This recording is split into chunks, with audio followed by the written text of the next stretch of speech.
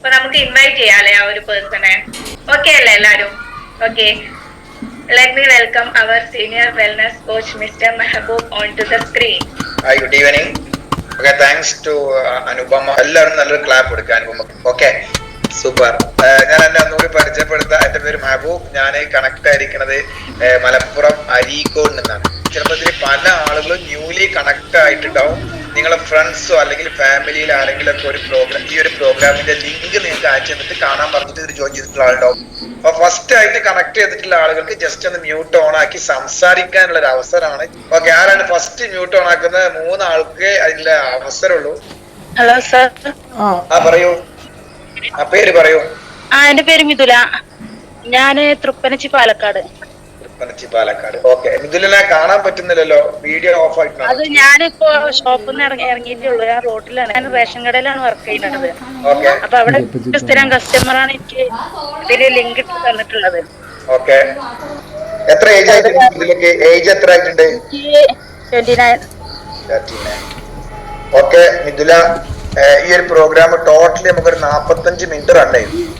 എന്തായാലും യാത്രയിലാണ്, വീട്ടിലെത്തിയ ഉടനെ തന്നെ വീഡിയോ ഓൺ ആക്കിയിട്ട് ഉഷാറാക്കിയിരിക്കും. നമുക്ക് ലാസ്റ്റ് സംസാരിക്കാം കേട്ടോ. ഓക്കെ. ഹലോ, ഇത് എന്താണിത് പരിപാടി? നെക്സ്റ്റ് അടുത്തൊരാളൊന്ന് ഓൺ ആക്കി സംസാരിക്കും. ആരാണ്? സ്ഥലം എവിടെ? മലപ്പുറം. മലപ്പുറം. ആരാ ഈ ഒരു പ്രോഗ്രാമിന്റെ ലിങ്ക് എന്നത്? ഇത് നമ്മളൊരു ബന്ധുക്കാരി.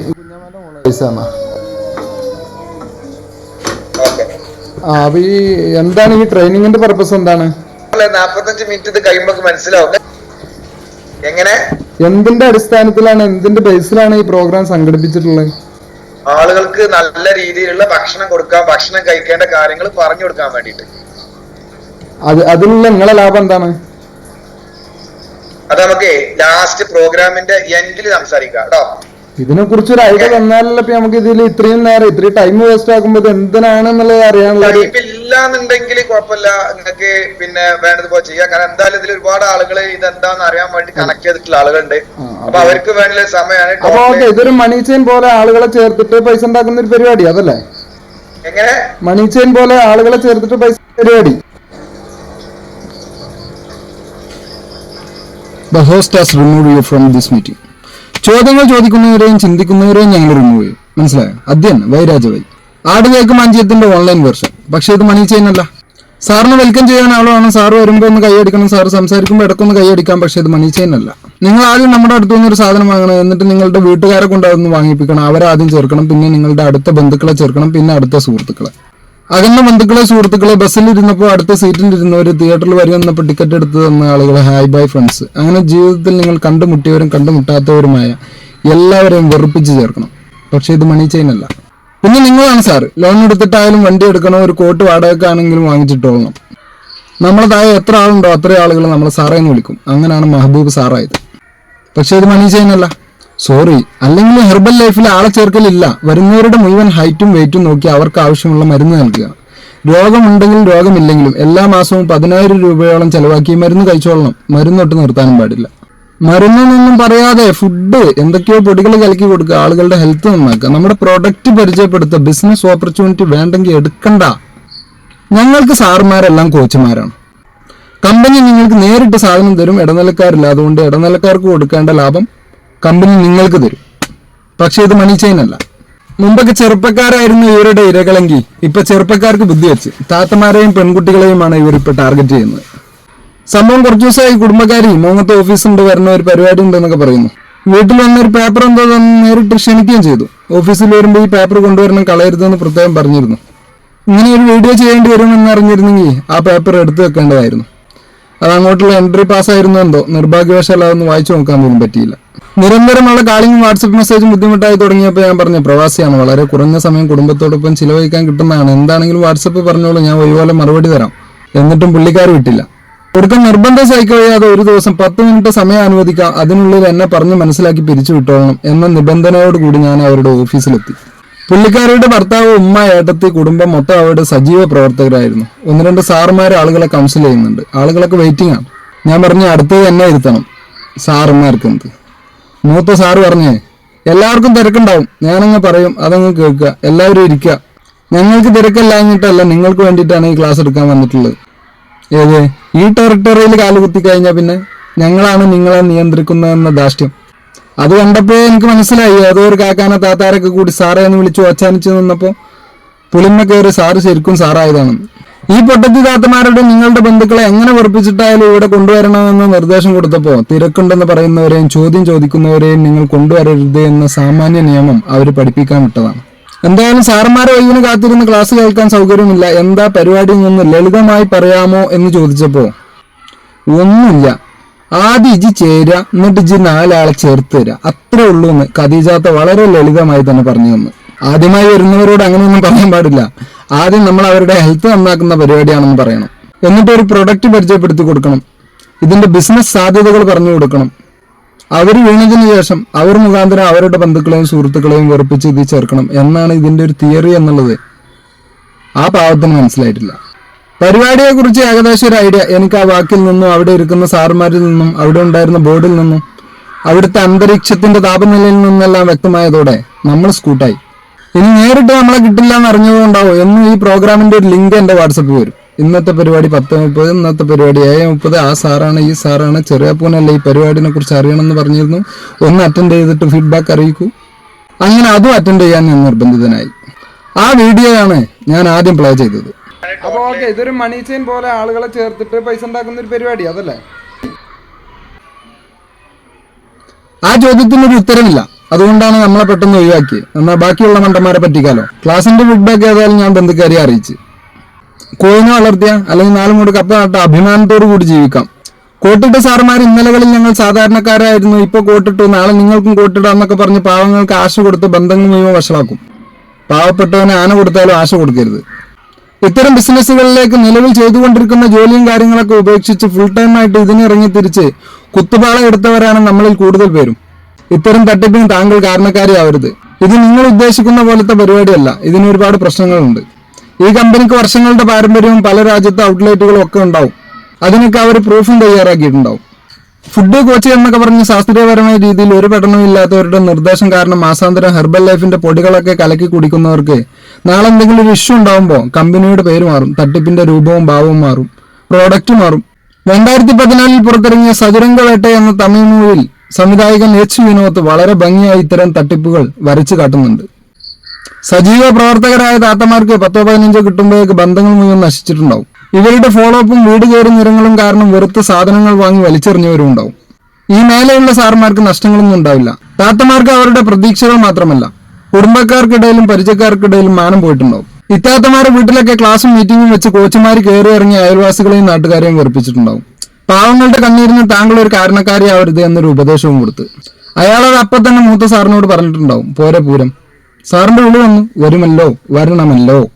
കഴിഞ്ഞ 6 വർഷമായി മുറയൂർ വ്യാപാരി വ്യവസായിയുടെ പ്രസിഡന്റായിരുന്ന അലവിക്കുട്ടിയാണ് നമുക്ക് വിളിച്ച മൂത്ത സാറ്. ആ സാറും പറയുന്നത് ഇത് പാന്റല്ല, കാലിന്റെ അടിവരെയുള്ള ട്രൗസർ ആണെന്നാണ്. അതൊന്ന് കേട്ടു നോക്കാം. അല്ല, ഞങ്ങളുടെ നമ്പർ വാങ്ങി, പ്രസിഡന്റ് നമ്പർ വാങ്ങി വിളിക്കാനുള്ള കാരണം എന്ന് വെച്ചാല് ഒരു വിഷയത്തെ കുറിച്ച് പഠിക്കാൻ താല്പര്യമുള്ള ആളുകളും അതിന് സീരിയസ് ആയിട്ട് അത് നോക്കിക്കാണുന്ന ഒരാളെ കൂട്ടത്തിൽ ഞങ്ങൾ കണ്ടോണ്ടാണ്. ഇതില് ഒരു മണി ചെയിൻ ബിസിനസ്സോ ഇതിൽ കുറെ ആളെ ചേർക്കുന്ന പരിപാടിയോ അങ്ങനെ ആ ലേഡി അന്ന് ഫസ്റ്റ് ദിവസം വരികയാണ്. അവർക്ക് ഇതിനെ കുറിച്ചൊന്നും അറിയില്ല. ഇതില് അങ്ങനെ മണി ചെയിൻ പ്രോഗ്രാമോ നിങ്ങൾ ആളെ ചേർക്കല് അവിടെ ചേർക്കല് അങ്ങനത്തെ ഒരു പരിപാടിയേ ഇതിനകത്തില്ല. എവിടെ സ്ഥലം, എന്താ പേര്, സ്വാഭാവികമായിട്ട് സംഭവം മനസ്സിലായി. നിങ്ങളെ പേരെന്താണ്? എന്റെ പേര് അലവിക്കുട്ടി. അലവിക്കുട്ടി. നിങ്ങൾ എവിടെയാണ് സ്ഥലം? ഞാൻ മോങ്ങത്ത് ഇതിന്റെ സെന്ററിലൊന്നും വന്നിട്ടില്ലേ? അവിടെ തന്നെയാണ് നിങ്ങൾ പ്രോപ്പർ ആയിട്ട് താമസിക്കുന്നത്? വീട് മോങ്ങത്തിന്റെ സെന്ററും എന്റെ വീടും തമ്മിൽ 100 മീറ്റർ മാറ്റുള്ളൂ. ഞാൻ 2 വർഷമായിട്ട് 1.25 വർഷമായിട്ട് എത്ര 1.5 വർഷമായിട്ട് ഇവിടെ റൺ ചെയ്ത് പോകുന്നുണ്ട്. ഈ നാട്ടുകാരെ എന്റെ വീടിന്റെ അടുത്ത് ഈ ഒരു സ്ഥാപനം നടത്തുന്നത് ഇതൊരു ഊടായ്പ പരിപാടിയാണെന്നുണ്ടെങ്കിൽ ഞാൻ എന്റെ നാട്ടിലെടുത്തു. തട്ടിപ്പും വെട്ടിപ്പും പറ്റിക്കുന്ന ആളുകളെ സംബന്ധിച്ചിടത്തോളം ഓൽക്ക് സ്വന്തം നാട് അല്ലാത്ത നാടൊന്നുമില്ല. അവർക്ക് എവിടെയും തുടങ്ങാം. നിങ്ങളെ ഇനീഷ്യൽ എന്താ? എന്റെ ഇനീഷ്യൽ അലവിക്കുട്ടി സീറ്റി ചാലിത്തൊടി. അലവിക്കുട്ടി ഫേസ്ബുക്കിൽ അടിച്ചു നോക്കണേ അലവിക്കുട്ടി മോങ്ങുന്നുണ്ടാവും. ഈ മെഹബൂബ് എന്ന് പറയുന്ന ആള് അയാളുടെ ഫുൾ ഡീറ്റെയിൽസ് ഓൾറെഡി അയാൾ അരീക്കോട് സ്വദേശിയാണ്. അയാൾ അവിടെ മെഹബൂബ് ഇപ്പോഴും അവിടെ ഓൾറെഡി ഒരു പോളിക്ലിനിക് റൺ ചെയ്ത് പോകുന്ന ഒരു സ്ഥാപനത്തിന്റെ ഓണറാണ്.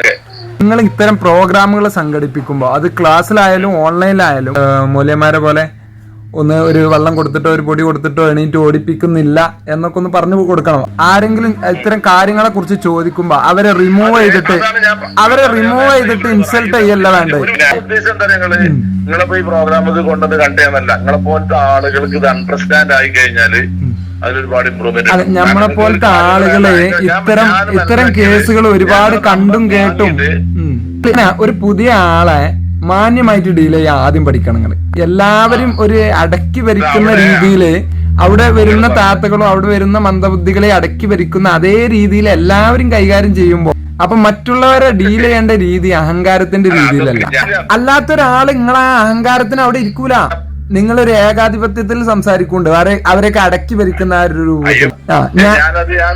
ന്യായീകരിക്കണല്ലോ. അയ്യവ് പറഞ്ഞ ഞാൻ സമ്മതിച്ചു, അതൊക്കെ ഞാൻ ഓക്കെ. എനിക്കെന്ന് മാത്രല്ല ഒരു വ്യക്തിത്വം ഞാൻ എന്താ വെച്ചാൽ അയ്യവിനെ പോലെ അത്ര തന്നെ ഹൈ എഡ്യൂക്കേറ്റഡ് ആയ ഒരാളോ അല്ലെങ്കിൽ അത്ര തന്നെ ഒരു വലിയ പ്രൊഫഷണൽ ഉള്ള ആളോ അങ്ങനെ അത് ഞാനത് അതിൽ ആർഗ്യുമെന്റ് ചെയ്യണില്ല. ഫ്രീ ഉണ്ടാവും, നമുക്കൊന്നും സംസാരിക്കാം. നിങ്ങൾക്കിത് മനസ്സിലായി കഴിഞ്ഞാല് എന്നെ സംബന്ധിച്ചിടത്തോളം ഞാൻ അതിൽ ഹാപ്പി ആയിക്കാരം. നിങ്ങൾക്ക് എപ്പോഴാ സമയം പറഞ്ഞാൽ ഞാനൊരു ദിവസം അങ്ങോട്ട് വന്ന് നമുക്കൊന്ന് സംസാരിക്കാം. ഞാനതില് ഒരു ന്യായീകരണത്തിന് പോയിട്ടില്ലല്ലോ. എന്താ ഈ മനസ്സിലാക്കാത്തത്? ഞാൻ പറഞ്ഞ അതൊക്കെ ഓക്കെ, അതൊക്കെ ഞാൻ സമ്മതിച്ചു. ഇവരതിന് ഞാൻ വരാം, എനിക്ക് പ്രശ്നം അങ്ങോട്ട് തന്നാ മതിയല്ലോ. നിങ്ങളെ വിലപ്പെട്ട സമയം കളയണ്ട. എനിക്ക് അത്ര വാല്യുബിൾ ടൈം ഒന്നും ഇല്ലേ. ഞാൻ എന്റെ സമയത്തിന്റെ വാല്യൂ കണക്കാക്കിട്ടാ പറഞ്ഞത്. നമുക്കൊന്ന് ഒരു ദിവസം സംസാരിക്കാൻ എന്താ കുഴപ്പം? കാര്യങ്ങളൊന്ന് ക്ലാരിറ്റി ഉണ്ടായിക്കോട്ടെ. എന്റെ ഭാഗത്തുനിന്നുള്ള മിസ്റ്റേക്ക് ആണെങ്കിലും ഇപ്പൊ അവര് ടീമുകളെ ഗ്രൂപ്പിൽ നിന്ന് പുറത്ത് അതിനൊക്കെ ഞാൻ എന്ത് ചെയ്യാം, ഞാൻ അതിനൊക്കെ ക്ഷമ പറയാം. അതൊന്നും പ്രശ്നമില്ല. നമുക്കൊന്ന് എന്നെ കാണേണ്ട ആവശ്യമില്ല. വേണ്ടേ, എനിക്ക് നിങ്ങളൊന്ന് അങ്ങോട്ട് വന്ന് കണ്ടോട്ടെ, 10 മിനിറ്റ് സംസാരിച്ചൂടെ, അതിന് കുഴപ്പമുണ്ടോ? എനിക്ക് അങ്ങനെ ഫ്രീ ഉണ്ടായിക്കൊള്ളുന്നില്ല. നമുക്ക് ഏതായാലും ഈ കേസ് നമുക്ക് വിടാം. അങ്ങനെ പറയില്ലേ. കാര്യങ്ങൾ ഗഹനമായിട്ട് പഠിക്കാൻ താല്പര്യമുള്ള ആളുകളും അതിനെപ്പറ്റി ഒരു നോളജ് എടുക്കാൻ താല്പര്യമുള്ള ആളുകളാവുമ്പോ ഇതൊന്നും അണ്ടർസ്റ്റാൻഡ് ചെയ്താൽ മതി. നിങ്ങൾ ഈ പ്രോഗ്രാമിൽ വരണമെന്നോ ഞങ്ങൾ പ്രോഗ്രാം ചെയ്യണമെന്നൊന്നും അല്ല ഞാൻ പറഞ്ഞു. അതിനെന്താ അതൊന്നും വേണ്ട. അതൊക്കെ നിങ്ങളെ ചോയ്സ്. നിങ്ങളെ ബിസിനസിനെ കുറിച്ച് ഞമ്മക്കൊരു ഐഡിയ കിട്ടിയിട്ടുണ്ട്, നിങ്ങൾക്ക് നമ്മളെ കുറിച്ച് ഒരു ഐഡിയ കിട്ടിയിട്ടുണ്ട്. അപ്പൊ പിന്നെ നമുക്ക് ഈ കേസ് ഇവിടെ വിടുകയാണ് നല്ലത്. മനസ്സിലാക്കേണ്ടത് ഇത്രേ ഉള്ളൂ. ഇതില് ഒരു മണിച്ചൈനോ അല്ലെങ്കിൽ ആളെ ചേർക്കലോ അങ്ങനത്തെ പരിപാടികളൊന്നും ഇല്ല. മലപ്പുറത്ത് 3 സെന്ററുകളുണ്ട് ഇതേപോലെ നിങ്ങളുടെ നാട്ടിനടുത്താണ്. ആരാണ് നമ്മളെ നമ്പർ വാങ്ങി എനിക്ക് ഇത് മണി ചെയിൻ അല്ല എന്ന് പറഞ്ഞു തരാൻ ഇങ്ങോട്ട് വിളിച്ചിരിക്കുന്നു. സാറിന് ഇപ്പൊ ഇഷ്ടം പോലെ സമയമുണ്ട്, ക്ഷമയുണ്ട്, സൗമ്യതയുണ്ട്. എന്നെ കാണാൻ കാല് പിടിക്കുന്നുണ്ട്. എന്തൊക്കെയായിരുന്നു ഞാൻ ആദ്യമായിട്ട് അവിടെ ക്ലാസ്സിൽ ചെല്ലുമ്പോൾ ഇന്ത്യൻ പ്രധാനമന്ത്രി ഇരിക്കും പോലെ ഇരുന്ന് സംസാരിച്ച ആളാ. പറഞ്ഞു കേട്ടില്ലേ? അയ്യൂബ് ഒരു മഹാനാണ്. അയ്യൂബ് കാര്യങ്ങളെ കുറിച്ച് പഠിക്കുന്ന ആളാണ്. അയ്യൂബിന്റെ അത്ര എഡ്യൂക്കേറ്റഡ് അല്ല ഞാൻ. എൻ്റെ അടുത്ത് തെറ്റ് പറ്റിയിട്ടുണ്ട്. എനിക്കിഷ്ടം പോലെ സമയമുണ്ട്, അയ്യൂബിനുള്ള സമയമില്ലാത്ത ഞാൻ അയ്യൂബ് ഉള്ളടുത്ത് വന്ന് അയ്യൂബിനെ കാണാം. എന്നെ കാണണം. എന്തിന്? ഇത് മണി ചെയിനല്ല എന്ന് എന്നെ പഠിപ്പിക്കാൻ. കൊക്കത്ര കുളം കണ്ടിരിക്കുന്നത്. 10-12 വർഷം മുമ്പ് ഇതുപോലൊരു കമ്പനിയിൽ സാറായിരുന്നു ഞാനും. അതുകൂടി ഞാൻ അയാളോട് പറഞ്ഞിരുന്നെങ്കിൽ കരഞ്ഞാൻ അയാള്. മുഖത്തുള്ളവർക്കറിയാം ഈ അടുത്ത കാലത്തായിട്ട് ചിലപ്പോൾ അയാൾ കാറ് വാങ്ങിച്ചിട്ടോ കോട്ടിട്ടിട്ടോ ഒക്കെ ഷോ കാണിച്ചു തുടങ്ങിയിട്ടുണ്ടാവാം. അത് ഇതിന്റെ ഒരു ഭാഗമാണ്. അയാൾ എന്തെങ്കിലും ആട്ടെ, മലബാറിനെ സംബന്ധിച്ചിടത്തോളം ഭർത്താക്കന്മാരുള്ള അല്ലെങ്കിൽ ആൺകുട്ടികളുള്ള സ്ത്രീകൾക്ക് ജീവിക്കാൻ വേണ്ടി ജോലി ചെയ്യേണ്ട ആവശ്യം വളരെ കുറവാണ്. എന്നാലും ചില സ്ത്രീകൾക്ക് എന്തെങ്കിലും ചെയ്തുകൊണ്ടിരിക്കണം. വളരെ നല്ലതാണ്. ഞങ്ങൾ 2 ആമക്കളുണ്ടായിട്ടും പാത്തന്താത്ത മാക്സി കച്ചവടം ചെയ്യുന്നുണ്ടെന്ന് അറിഞ്ഞത് ഈ അടുത്ത കാലത്താണ്. അയാൾക്ക് അതിന്റെ ആവശ്യമില്ല. അത് അയാൾക്കൊരു സന്തോഷം കിട്ടുമെങ്കിൽ ആവട്ടെ, അതിൽ നമുക്ക് അഭിമാനമേ ഉള്ളൂ. പറഞ്ഞത് നിങ്ങൾക്ക് എന്തെങ്കിലും ജോലി ചെയ്യണമെങ്കിൽ ചെയ്തോളൂ, വീട്ടിൽ അടങ്ങി ഒതുങ്ങി ഇരിക്കണമെന്നില്ല. അധ്വാനിച്ച് മറ്റുള്ളവരെ പറ്റിക്കാതെ അഭിമാനം പണയം വെക്കാതെ ജീവിച്ചോളൂ. വിവരമില്ലാത്ത താത്തമാരെ ആറ്റക്കോയയുടെ കൊടിമരത്തിലെയും ഇതുപോലുള്ള സാറുമാരുടെ കൂട്ടിലെയും ചട്ടുകമാകാതെ ശ്രദ്ധിക്കേണ്ടത് വീട്ടിലുള്ള ആണുങ്ങൾ തന്നെയാണ്. ഇത്രയൊക്കെ കേട്ടിട്ടും ഇത്തരം ആളുകളോടൊപ്പം കൂടി തട്ടിപ്പും പറ്റിപ്പുമായി ജീവിക്കുന്ന താത്തമാരോട് പറയാനുള്ളത്, സ്വന്തം ശരീരം വിറ്റ് ജീവിക്കുന്ന സ്ത്രീകളുണ്ട്. അവർക്ക് ഇതിലേറെ അഭിമാനമുണ്ടെന്ന് മനസ്സിലാവുന്ന ഒരു ദിവസം വരെ നിങ്ങൾ കാത്തിരിക്കരുത്. പ്രിയപ്പെട്ട എല്ലാവർക്കും കൈപ്പയുടെ അഡ്വാൻസ് ബലിപെരുന്നാൾ ആശംസകൾ. ശുഭദിനം.